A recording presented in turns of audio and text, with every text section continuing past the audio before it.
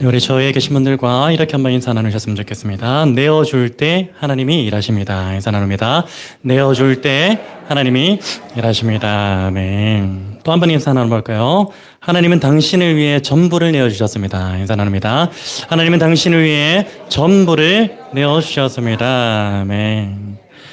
보통 이 내어준다라는 말은 어떤 의미가 있냐면 내가 가지고 있는 무언가를 누군가에게 넘긴다라는 그런 의미로 주로 사용이 되고 있습니다. 그리고 때에 따라서 내어줌이라는 것은요, 값을 치러야 하는 그런 경우에는 유상으로 그렇게 이루어지기도 하고요. 또 값을 치르지 않아도 되는 그런 경우에는 무상으로 이루어지는 그것이 또 내어줌이라고 할 수가 있습니다. 사실 내어줌이라는 것은요, 우리의 삶의 모든 영역 가운데서 불가피하게 적용되고 있는 그런 요소이기도 합니다. 예를 들자면은 소비자 입장에서 보면 이 판매자라는 그 존재가 내어줌이 있었기 때문에 이 소비자가 의식주와 관련된 그 모든 문제를 해결할 수 있게 되는 것이죠. 또 이제 판매자 입장에서 보면 어떻습니까? 이 판매자가 무언가를 판매하기 위해서 만들려고 하면은 무엇이 있어야 되죠? 제 필요에 따른 재료가 있어야 되잖아요. 그 재료를 공급해 주는 존재의 내어줌이 있었기 때문에 소비자에게 판매할 수 있게 된다는 것이죠. 그래서 내어줌이라는 어떤 그런 개념을 좀 우리가 생각해 볼 필요가 있습니다. 여러분, 이렇게 거슬러 올라가다 보면요, 이 내어줌의 의미에 대해서 좀 거슬러 올라가다 보면 이 내어줌에 있어서 최상위 존재가 등장합니다. 이 내어줌에 있어서 최상위 존재는 누구시죠? 바로 하나님이십니다. 하나님께서는 천지 만물을 지으시고 또 그것들을 인간에게 내어주셨죠. 그리고 다스리게 하셨습니다. 그리고 지금까지도 인간은 하나님께서 내어주신 모든 만물들, 또 그 안에서 주어지는 모든 자원을 누리면서 살아가고 있는 중이죠. 그런 의미에서 오늘 저와 여러분은 우리에게 모든 것을 내어주신 그 하나님께 감사의 마음을 가질 수밖에 없는 것 같습니다. 여러분, 하나님의 이 내어주심을 생각하면요, 떠오르는 이야기가 있는데 어떤 이야기냐면, 한번 들어보셨을 거예요, 여러분들도. 어린 소년과 나무가 서로를 사랑하며 함께 성장하는 그 이야기를 그림책으로 펼쳐낸 그 책이 있죠. 혹시 제목이 기억나시나요? 아낌없이 주는 나무.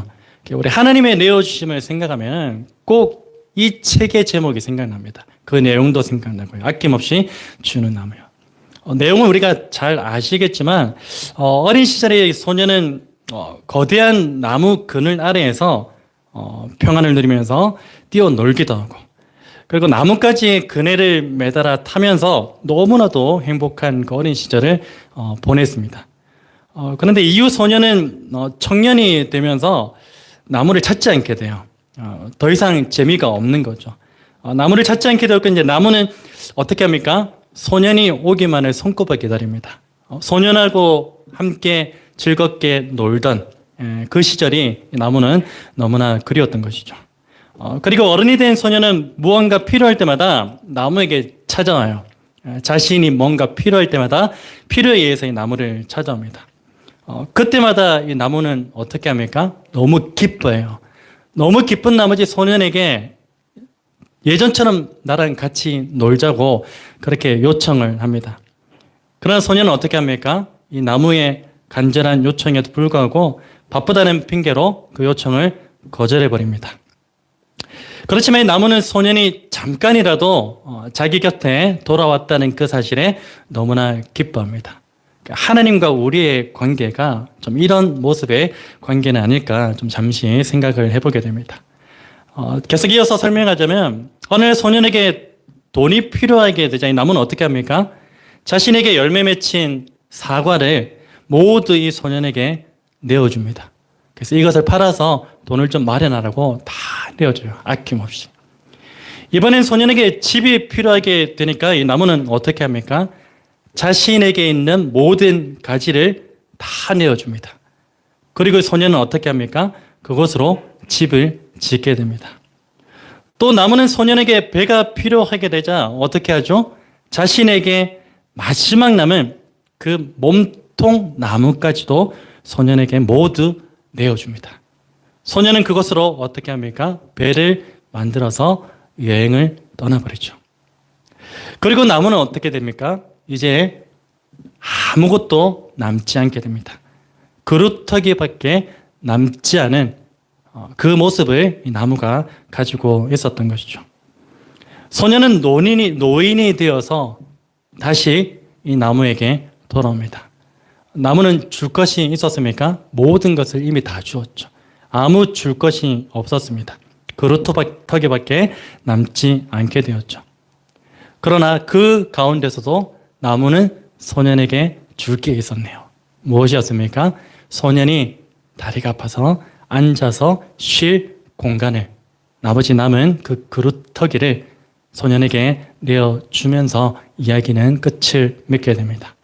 이 이야기가 정말로 하나님과 우리와의 관계에서, 때때로 우리는 날마다 하나님을 어떻게 합니까? 필요에 의해서 찾는 그런 삶을 살아갈 때가 너무나 많습니다. 하나님 날마다 우리를 부르시죠. 내가 너와 교제하고 싶다. 내가 너와 놀고 싶다. 함께 내가 가진 그 영원한 생명의 은혜를 나누고 누리고 싶다. 그렇게 요청하시지만 늘 우리는 어떻습니까? 바쁘다는 핑계로, 게으름으로 항상 하나님의 그 요청을 거절하는 그 모습들. 그럼에도 불구하고 하나님은 끊임없이 우리에게 내어주시는 그 은혜를 볼 때에 참 이 아낌없이 주는 나무와 하나님의 끝없이 내어주심에 오버랩되는 그런 장면인 것 같습니다. 여러분, 하나님의 내어주심을 한번 생각해 보시기를 바랍니다. 물론 다 아시겠지만 태초부터 하나님께서는 어떻게 하셨죠? 당신께서 창조하신 모든 만물들을 인간에게 내어주셨습니다. 허락하셨죠. 그리고 인간으로 하여금 그것을 다스리게 하시면서 당신과 함께 교제하기를 원하셨어요. 그것 말고는 하나님께서 인간들에게 원한 게 없습니다. 그냥 교제하기를 원하셨어요. 그러나 인간은 어떻게 했습니까? 범죄해버리죠. 범죄한 인간은 하나님을 떠나게 되었고요.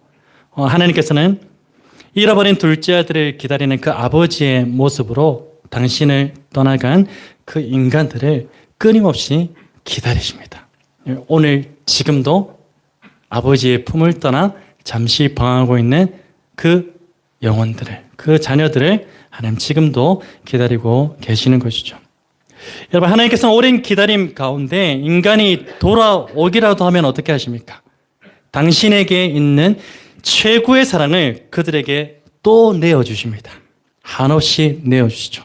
그리고 그들의 기쁨으로 끌어안아 주십니다. 그런 가운데 인간은 또 어떻게 합니까?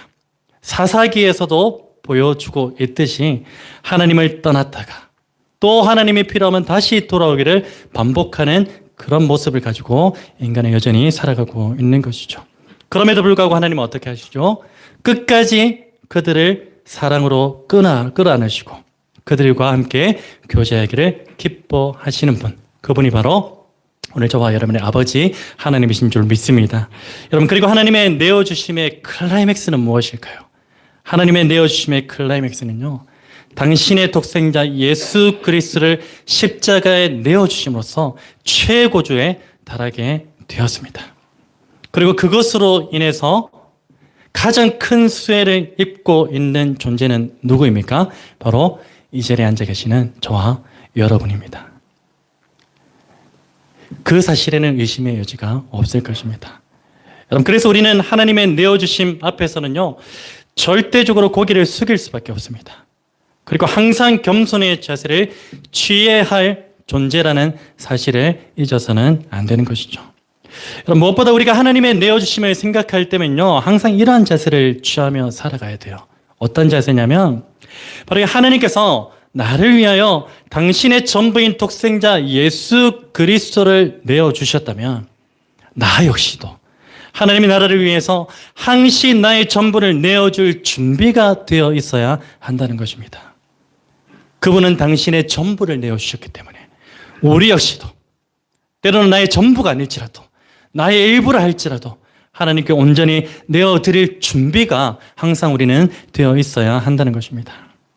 여러분, 우리는 왜 하나님의 나라를 위해서 항시 나의 전부를 내어줄 준비를 하고 있어야 됩니까?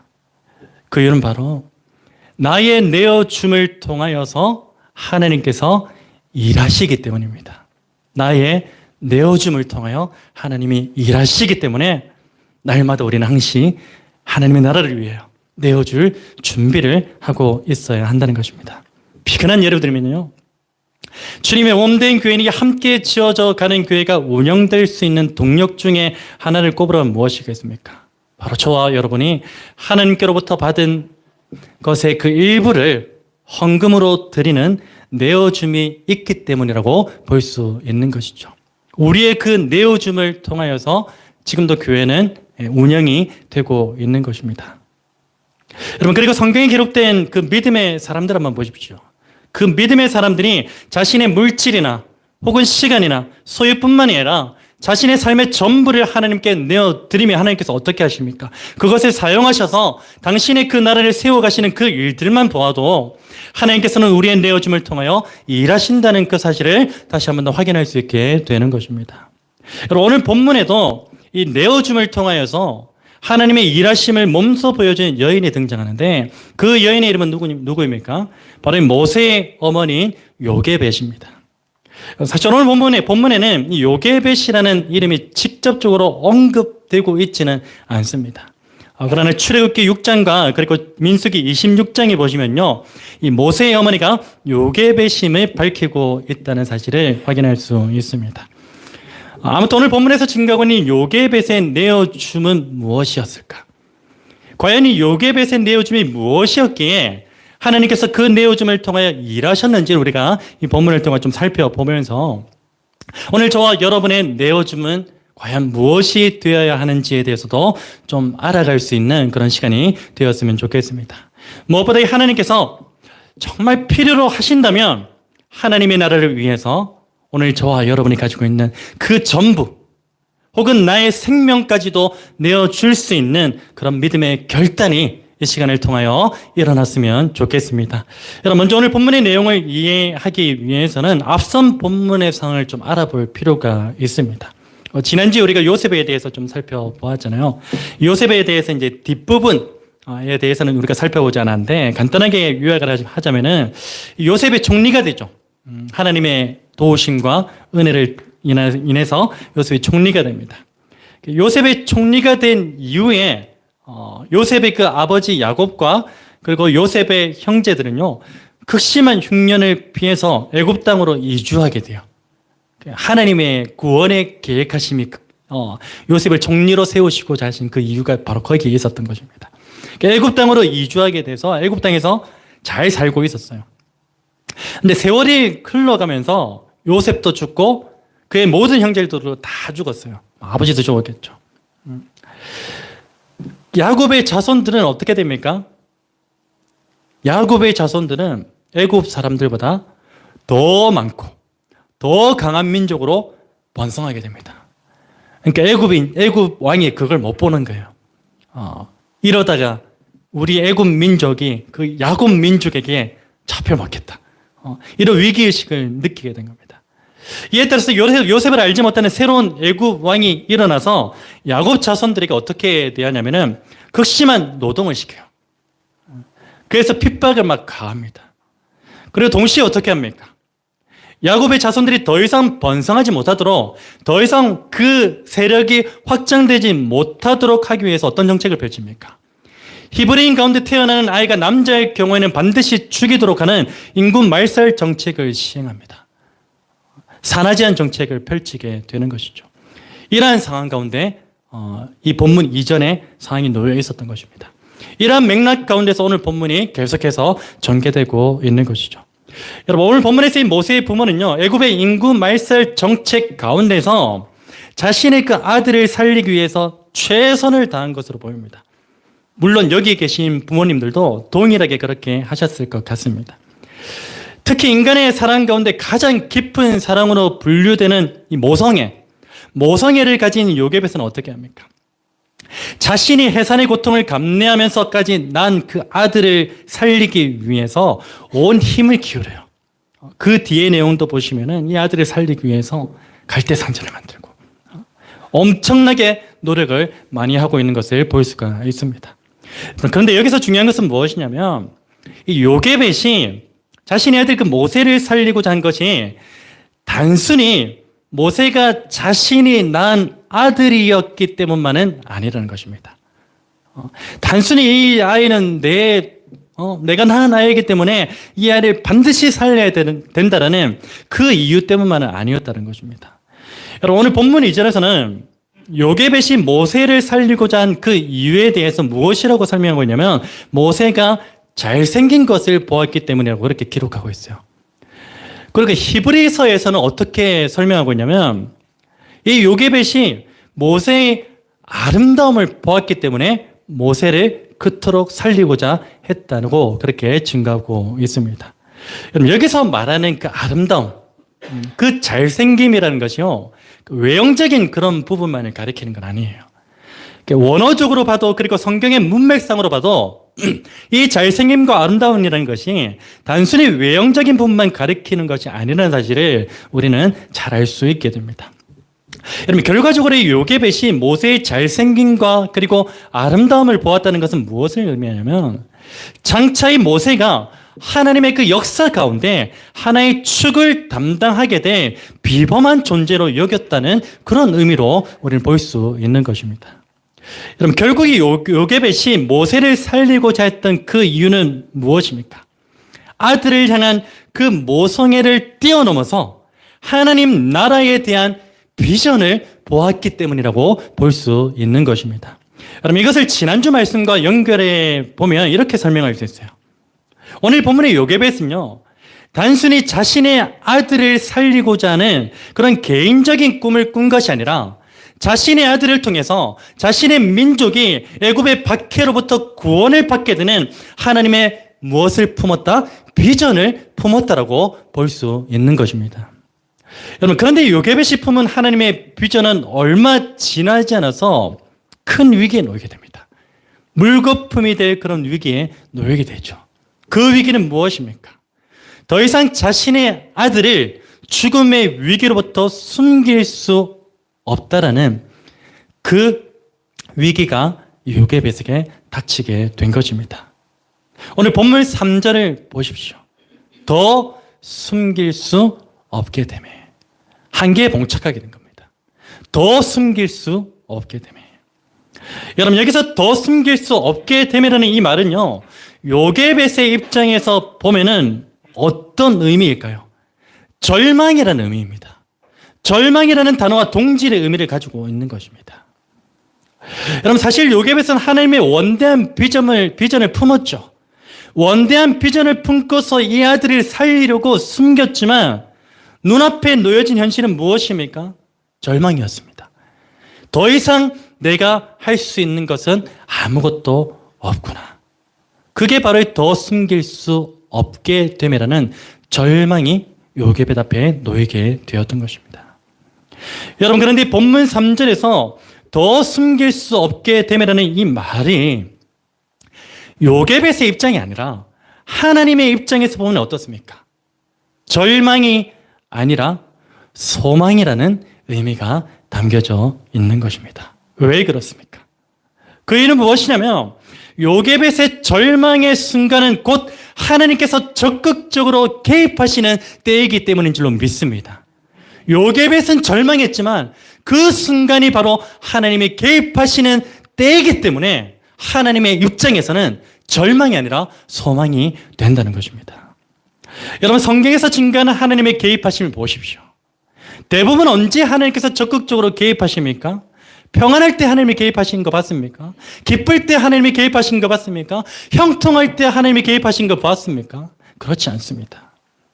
하나님께서는요, 항상 인간이 스스로 더 이상 무언가를 할 수 없다라는 그 절망의 상태에 놓여 있을 때 비로소 어떻게 하시죠? 개입하십니다. 적극적으로. 여러분, 이런 사실은 지난주 말씀 가운데 살펴보았던 그 요셉의 생애만 봐도 우리는 금방 알 수 있게 되는 사실이죠. 형들에 의해서 죽음의 위기 가운데 몰렸던 그 요셉이 할 수 있는 것이 있었습니까? 아무것도 없었습니다. 어떤 상태였죠? 절망의 상태였습니다. 그때 하나님께서 어떻게 하십니까? 요셉의 절망 가운데 개입하십니다. 그때 비로소. 하나님께서 요셉의 절망 가운데 개입하셔서 누구를 사용하시죠? 르우벤을 사용하세요.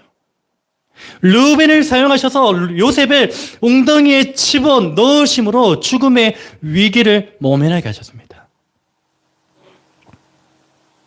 여러분, 또한 요셉은 어떻습니까? 노예의 신분으로서 자신의 주인인 그 보디발의 아내를 겁탈했다라는 그 누명을 쓰게 되는 절망의 상태에 놓이게 돼요. 계속해서 절망의 연속이에요. 그때 하나님께서 어떻게 하시죠? 요셉의 그 절망 가운데 적극적으로 개입하십니다. 그리고 그를 감옥에 집어 넣으심으로써 이 요셉을 죽음의 위기 가운데서 모면하게 하셨던 것입니다. 여러분, 그리고 그 여파로 요셉은 또 어떻습니까? 평생을 감옥에서 보내야 하는 절망의 상태에 놓이게 됩니다. 끝없는 절망이죠. 그때 하나님께서는 어떻게 하셨습니까?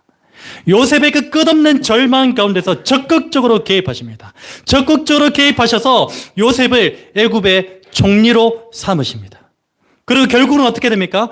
요셉을 통하여서 당신께서 택한 그 백성들의 그 생명을 구원해 내십니다. 그래서 인간의 절망은 곧 하나님의 소망인 것입니다. 여러분, 이처럼 하나님께서는요, 당신의 자녀들이 스스로 아무것도 할 수 없는 그 절망의 상태에 놓였을 때 어떻게 하십니까? 적극적으로 개입하세요. 동일하게 오늘 본문의 그 요게벳의 절망 가운데서도 하나님은 적극적으로 개입하고 계심을 볼 수가 있습니다. 여러분, 3절에서 더 숨길 수 없게 되면은 이 절망의 상태는요, 요게벳으로 하여금 하나님께 세 가지 내어줌이라는 결과를 이끌어냅니다. 여러분, 요게벳이 절망 가운데 하나님께 내어드린 것이 세 가지가 있어요. 그 첫 번째는 무엇이냐면요, 바로 모든 문제에 대한 주도권을 하나님께 내어드렸다는 것입니다. 무엇을 하나님께 내어드렸다고요? 모든 문제에 대한 주도권요. 여러분, 하나님의 비전을 품은 요게벳은요, 어떻게 했죠? 석 달 동안 나름대로 자신에게 있는 지혜와 방법을 총동원해서 아들을 잘 숨겨왔습니다. 석 달 동안은. 다시 말해 요게벳은요, 자신 앞에 놓여있는 그 문제에 대해서 자신이 주도권을 가지고서 해결해 보고자 했다는 것입니다. 내가 주도권을 가지고서 이 문제를 한번 해결해 보고자 했던 그 모습이 바로 요게벳에서 있었다는 것입니다. 여러분, 그러나 이 요게벳이 현재 자신에게 놓여있는 그 문제에 대한 주도권을 가지고서 그 문제를 해결하려고 하면 할수록 어떤 결과를 초래하게 됩니까? 더 숨길 수 없게 되면은 절망에 부딪히고 맙니다. 그때 깨닫게 되는 것이 무엇이죠?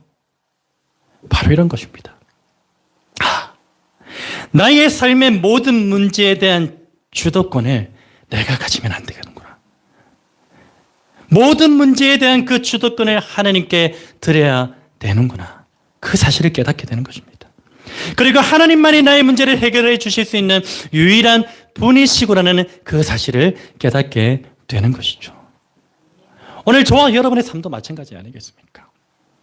날마다 우리는 크고 작은 문제에 대해서 어떻게 합니까? 어쩌면 조금 큰 문제에 있어서는 우리가 하나님 앞에 무릎 꿇고 하나님께 구하기도 하는 것 같아요. 근데 너무나 우리가 생각할 때 사소한 문제로 여겨지는 것들은 어떻게 합니까? 그 문제 해결에 대한 주도권을 누가 가지죠? 내가 가집니다. 그러나 그 작은 문제에 대한 주도권력까지도 누구에게 드려야 됩니까? 하나님께 내어드려야 된다는 것입니다. 그래야만 하나님이 일하십니다. 내가 주도권을 가지고 그 문제 해결을 하면 결국은 누가 해결한 거예요? 내가 해결한 거예요. 그러나 이 주도권을 하나님께 넘겨버리면, 하나님께 내어드리면 그 작은 문제를 할지라도 이 문제는 누가 해결하신 것입니까? 하나님이 해결하신 것인 줄로 믿습니다. 우리의 믿음의 고백이 그렇게 절로 나올 수밖에 없을 거예요. 작은 문제에서부터 나의 주도권을, 그 문제 해결에 대한 주도권을 하나님께 내어드릴 때 모든 것이 하나님이 하셨습니다라는 그 믿음의 고백이 오늘 저와 여러분의 입술을 통하여 터져나오게 될 줄로 믿습니다. 그럼 요게벳이 절망 가운데 하나님께 내어드린 두 번째는 무엇입니까? 바로 자신이 차지하고 있던 그 삶의 주인의 자리를 하나님께 내어드렸다는 것입니다. 삶의 주인의 자리를 비로소 하나님께 내어드렸어요. 절망 가운데서. 여러분, 우리가 잘 알다시피 이 삶의 주인의 자리에 나라는 존재를 앉혀놓으면 어떻게 됩니까? 나라는 존재를 앉혀놓으면요, 모든 문제에 있어서 자신의 생각을 절대적 진리인 것 마냥 앞세우게 돼요. 내 생각은 옳다. 그리고 어떻게 됩니까? 생각만 하면 그래도 양호한 거예요. 그 생각을 어떻게 해버리죠? 실행에 옮겨버려요. 삶의 주인의 자리를 나로 놓게 되면 모든 것을 내가 생각하고 모든 것을 내가 결정하고 모든 것을 내가 실행하게 된다는 것입니다. 그 결과는 어떤 결과를 초래하게 되죠? 더 숨길 수 없게 됨이라는 절망 가운데 빠지고 많은 그런 결과를 초래하게 되는 것입니다. 여러분, 그런데 이 삶의 주인의 자리를 내가 아니라 하나님께 온전히 내어드리면 어떠한 일이 일어납니까? 바로 나의 생각은 모두 던져버리고 오직 나의 삶의 주인 되신 그 하나님만을 의지하게 될 줄로 믿습니다. 그래서 그 모든 문제 가운데 이런 고민을 하게 돼요. 내가 원하는 게 아니라 하나님께서 원하시는 것은 무엇일까? 그리고 하나님의 방법을 강구하게 됩니다. 하나님, 내 인생의 주인은 하나님이신데 그래서 내가 할 수 있는 게 아무것도 없습니다. 하나님이 방법을 가르쳐 주셔야 됩니다. 하나님께서 원하시는 것이 무엇인지 알아야만 내가 그 뜻에 온전히 따를 수 있습니다라는 그 고민과 기도와 간구를 하게 되는 것입니다. 여러분, 오늘 본문의 요게벳을 보십시오. 석 달이라는 그 시간 동안에 자신의 생각대로 이 아들을 숨겨왔어요. 그렇지만 더 이상 숨길 수 없게 되는 그 절망 가운데 빠지게 되자 이 요게벳은 어떻게 합니까? 바로 자신의 삶의 주인이신 그 하나님께서 원하시는 방법을 사용하게 됩니다. 요게벳의 그 생각과 방법은 무엇이었습니까? 아들을 꼭꼭 잘 숨기는 거였어요. 그게 자신의 생각이었어요. 자신을 주인의 자리에 앉혀 놓은 생각이었던 것입니다. 방법이었던 것이죠. 그러나 나의 삶의 주인의 자리를 내가 아니라 하나님께 내어 드릴 때에 그때에 비로소 무엇을 생각하게 됩니까? 나의 생각과 나의 방법은 다 실패로 돌아갈 수밖에 없다. 옳지 않다. 하나님께서 원하시는 방법만이 옳다. 그 방법을 사용하자. 요게벳이 그런 마음을 가졌던 것입니다. 그 방법이 무엇이었냐면 바로 갈대 상자를 만들어서 자신의 아들을 구원해 내는 것이었습니다. 여러분, 요게벳이 자신의 아들을 구원해내기 위해서 이 만든 갈대 상자를 생각하면요, 가장 먼저 떠오르는 것이 있어요. 창세기 6장부터 기록된 내용이죠. 갈대 상자와 오버랩되는 것이 무엇입니까? 바로 노아의 방주입니다. 여러분, 그런데 놀랍게도 노아의 방주와 그리고 요게벳이 만든 갈대 상자를 한번 비교해 보시면요, 아주 흡사한 수준의 방식과 모양을 갖추고 있다는 사실을 발견하게 됩니다. 뿐만 아니라 더 놀라운 사실은 무엇이냐면 노아의 방주와 요게벳의 갈대 상자는요, 히브리어 원어로 테바라는 동일한 단어를 사용합니다.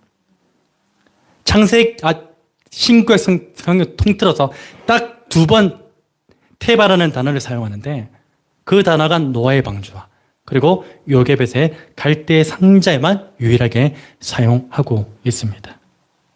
무엇보다 이 테바라는 단어는요, 오직 노아의 방주와 요게벳의 그 갈대 상자에만 유일하게 사용하고 있기 때문에 노아 방주와 그리고 요게벳의 갈대 상자는요, 각각 구원이라는 그 동일한 의미를 가지고 있다는 사실을 확인할 수 있게 되는 것입니다. 노아의 방주도 구원, 요게벳이 만든 갈대 상자도 구원이라는 것입니다. 여러분, 요게벳이요, 자신의 아들을 살리기 위해서 숨기는 것 이제 그만하고 왜 갈대 상자를 만들었는지 짐작이 되십니까? 여러분, 요게벳은요, 누구의 후손입니까? 노아의 후손이에요. 노아로부터 이어지는 후손이에요. 그렇다면 이 노아의 후손인 요게벳이 노아 방주의 그 사건을 몰랐을까요? 알고 있습니다. 이미 전해 내려준 그 이야기들을 다 알고 있어요. 그리고 그 노아 방주가 가지고 있는 상징성이 구원이라는 사실을 몰랐을까요? 알았습니다. 그래서 노아 방주와 흡사한 갈대 상자를 만들어서 하나님의 구원을 바라보았던 것입니다. 여러분, 요게벳이 갈대 상자를 만든 이유가 바로 여기에 있습니다.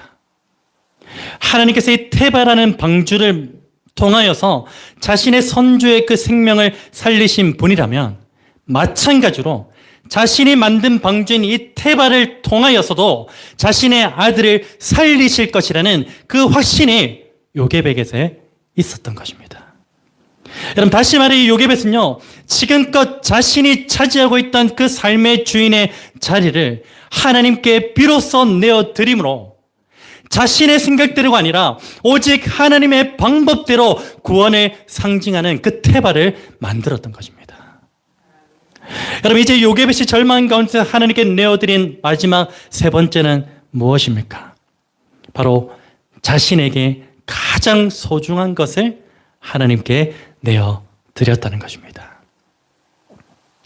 여러분, 어머니라는 존재에게 있어서 가장 소중한 것이 있다면 무엇일까요? 열이면 열, 다 자신의 자녀라고 대답할 것입니다. 자신의 자녀는 내 생명과도 바꿀 수 있는 그런 중요한 소중한 존재인 것이죠.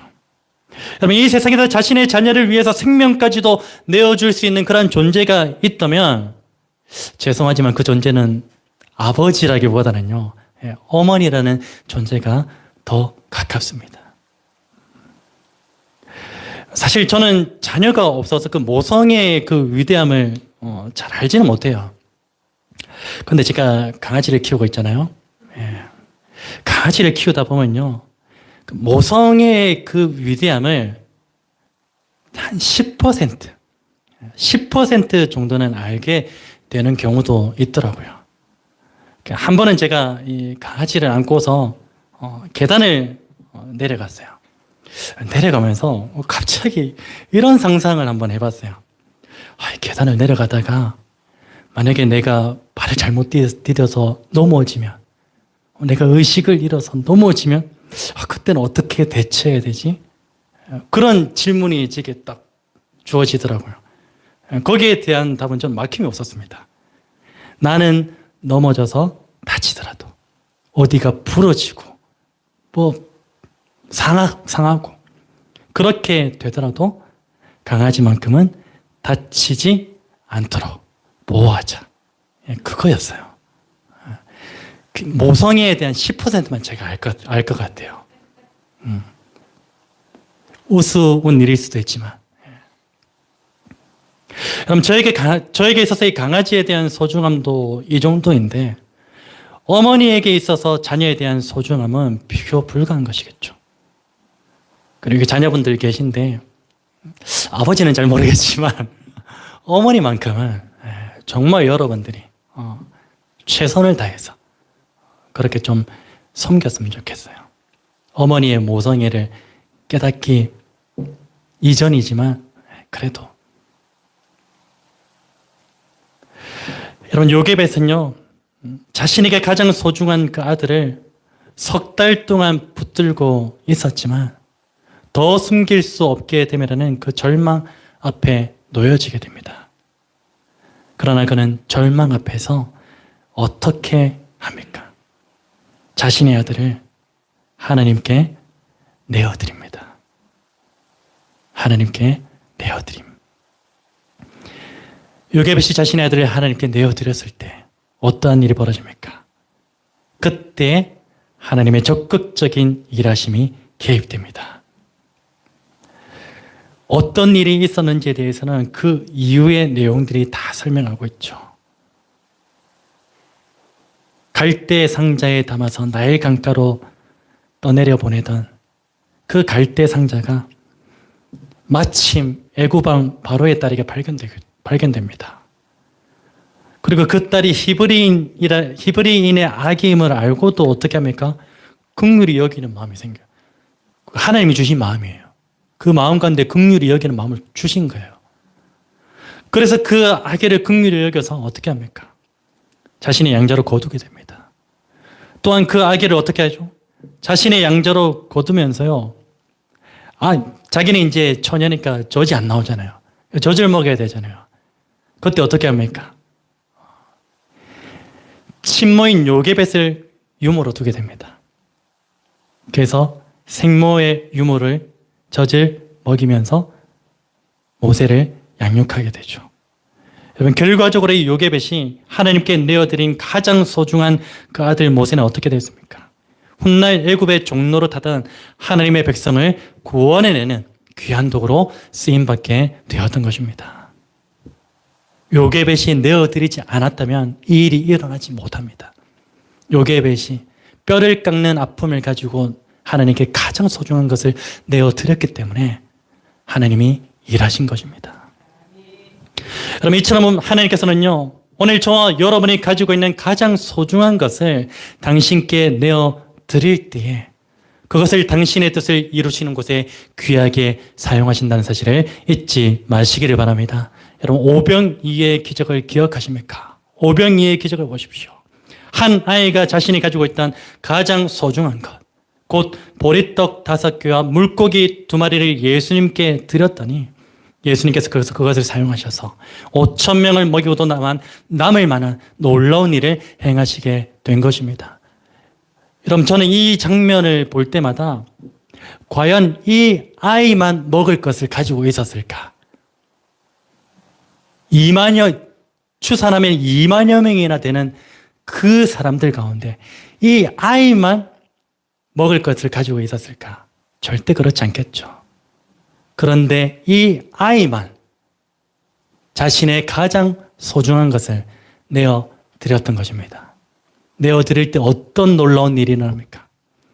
모든 자들이 배불리 먹고 12강주리가 남는 그런 놀라운 기적을 예수님께서 행하시죠. 오늘 저와 여러분의 삶도 마찬가지입니다.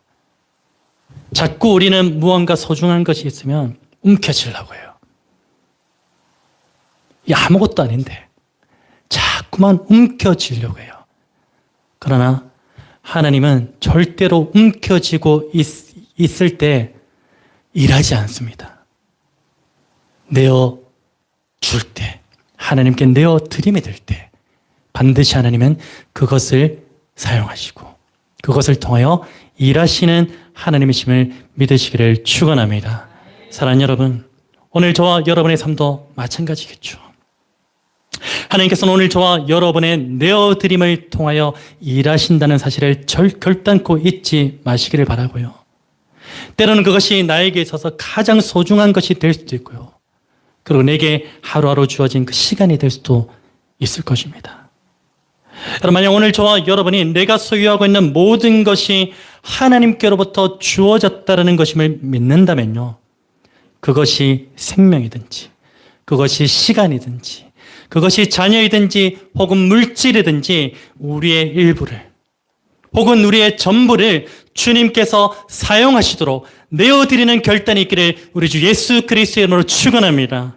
여러분, 무엇보다 오늘 저와 여러분이 차지하고 있는 삶의 주인의 자리가 여전히 나입니까? 그러면 그 자리를 하나님께 내어드리는 은혜가 있기를 주님으로 축복합니다. 또한 모든 삶의 문제에 대한 주도권을 여전히 내가 가지고 있다면 그것 역시도 하나님께 온전히 내어드리심으로써 하나님의 나라와 하나님의 뜻이 오늘 저와 여러분의 내어드림을 통하여 이 땅 가운데 온전히 이루어지는 역사가 일어나기를 우리 주 예수 그리스도 이름으로 축원합니다. 여러분 반드시 기억하십시오. 우리는 모든 것을 하나님께 받은 존재들입니다. 그러나 우리 연약해서 기껏해야 10분의 1 정도 하나님 앞에 드리고 있잖아요. 기껏해야. 사실 전부를 드려야 되지만 우리의 연약함을 주님께서 아시고 그 기껏 10분의 1을 드리는 것도 하나님 너무나 기뻐하시지 않습니까? 그것이 물질의 10분의 1이든 시간의 10분의 1이든 나의 삶의 모든 환경 가운데 주어진 것들의 10분의 1이든지 하나님 앞에 반드시 드리는 은혜가 있기를 바랍니다. 왜 드려야 되죠? 제가 지금 하나님 앞에 헌금 많이 하는 그 이야기 아닙니다. 내게 주어진 것이 하나님 은혜로 주어진 것이 하나님 앞에 드려질 때 하나님께서 그것을 사용하셔서 주님의 나라를 세워가시고 그때 일하시기 때문에 내어드리라는 겁니다. 그것이 무엇이 되었든. 그래서 오늘 저와 여러분 모두가 오늘 저와 여러분이 속해 있는 가정교회가 주님의 몸된 교회가 하나님 나라 가운데 귀하게 쓰임받는 그런 교회가 되기를 우리는 모두가 되기를 우리 주 예수 그리스도로 축원합니다.